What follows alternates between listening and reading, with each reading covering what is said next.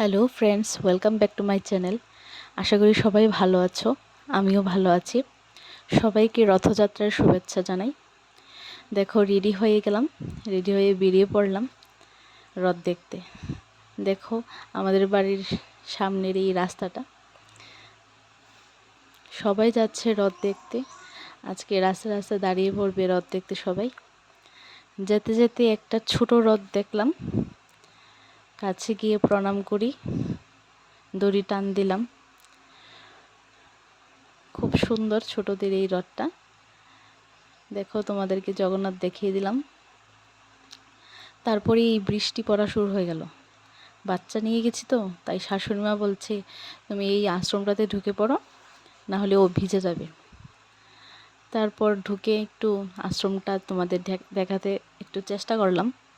খুব সুন্দর এখানের পরিবেশ। অনেকগুলো গাছপালা লাগিয়েছে ওরা, ফুল গাছ, পাতাবাহার। আমার কাছে খুব ভালোই লাগে এই গাছপালা, ফুল টুল গাছ খুবই ভালোবাসি আমি। আমার বাড়িতেও আমি লাগাই। এর মধ্যেই রথের ডাক শোনা যাচ্ছে। শাশুড়িমা বলছে, চলে আসো। তারপর চলে গেলাম রথ দেখতে। এই যে ঢাকের বাড়ি শোনা যাচ্ছে, আর সবাই বৃষ্টি ছাতা নিয়ে দাঁড়িয়ে পড়ছে, কারণ কি বৃষ্টি পড়ছে খুব। রথ দেখতে সবাই অধীর হয়ে দাঁড়িয়ে রয়েছে, আমরাও দাঁড়িয়ে পড়লাম লাইন ধরে। এই দেখো, বাচ্চারা কি নাচ না দিচ্ছে, এই ঢাক বাজিয়ে, বাজনা বাজিয়ে কি নাচ না দিচ্ছে ওরা, ভালোই লাগলো।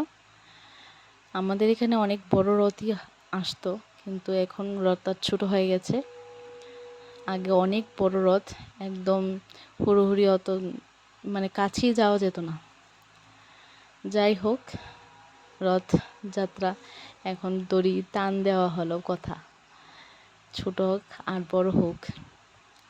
একটু বড় রথের দেখো জগন্নাথ ঠাকুর দেখা যাচ্ছে। আমিও তাদের সাথে একটু দড়ি টান দিলাম। যা ভিড়, ভিডিও একদম করতে পারছিলাম না। তারপর ভাবলাম না, ফোনটা রেখেই দিই, ভিডিও স্টপ করে দিলাম। দেখো, রথ চলে যাচ্ছে। ভিডিও আমার এখানেই শেষ। ভালো লাগলে লাইক, কমেন্ট, শেয়ার করে দিও, আর চ্যানেলটাকে সাবস্ক্রাইব